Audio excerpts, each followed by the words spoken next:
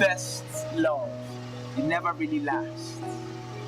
So enjoy the moments. We all had it. It's your time. So there is a saying that goes, you and your first love never really lasts long. And there are facts and figures, seeming statistics to actually back up this statement.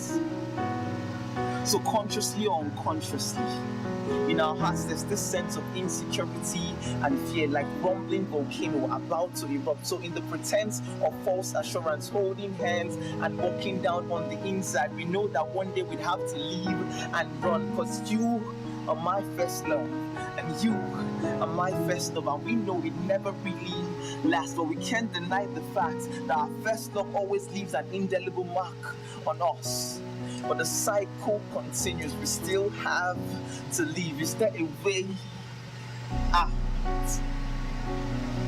See, what if I told you we actually got it all wrong? That we've been deceived and lied to by the accuser, deceived by his craftiness, from the simplicity that is in our first love. Now, I ain't talking about no Tolu, Managa, Didi, Iyi, Faith, or any of those people. No, I'm talking about first love broken down into parts. Forget all I have experienced, the good, the bad, the ugly, the nasty, and the seemingly ones that can't be spoken of. Relax.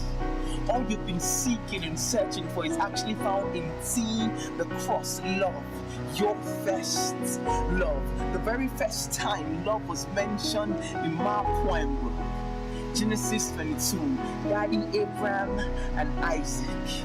Abraham, take now your son, your only son, and offer him up on Mount Moriah as a burnt offering to me. Pause. But Daddy Abraham had two sons. Why call only Isaac his only son? Because Daddy was picture portraying, showing and telling that he was the one that was going to give up his only begotten son for you and I at the highest peak range of Mount Moriah, Calvary, where it became sin for us who knew no sin, gave his entirety for us that we might receive this eternal right standing with Daddy. That was my first introduction to my first love. What a day when I first met him, where he gave his all for me. The most secured man in the entire universe became the most vulnerable at the cross, so that for all my insecurities that people won't want to reckon with me and leave me, becomes my point of worship, because now I've received him as my security.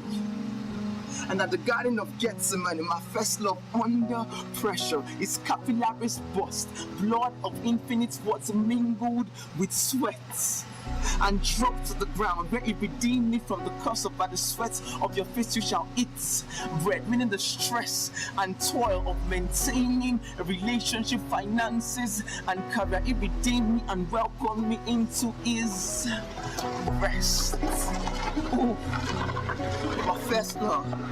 Then to scourging post he went, where he had his back stretched, tied to a stump, and a cat on 9 tails, a flagellum with hooks, harpoons, prunes, and shards that wraps around a man's body, that at the striking of its sinews of flesh fly. His bones look at him and stare. It didn't stop there. Into a salt pit it was rolled to intensify the pain. Why, you ask? So for every single hurt, disease that I have, that will make you not want to reckon with me, mental, emotional, and physical. So by his stripes I am healed. My first love. And it didn't end there.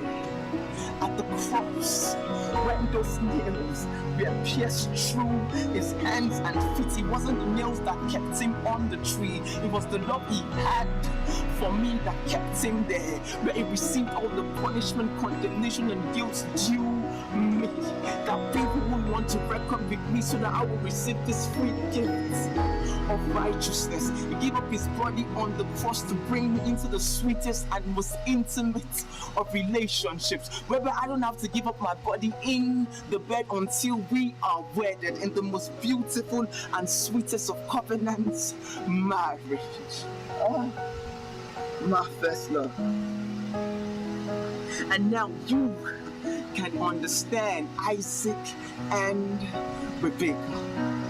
Rebekah in the wilderness, receiving stories after stories from the unnamed servants.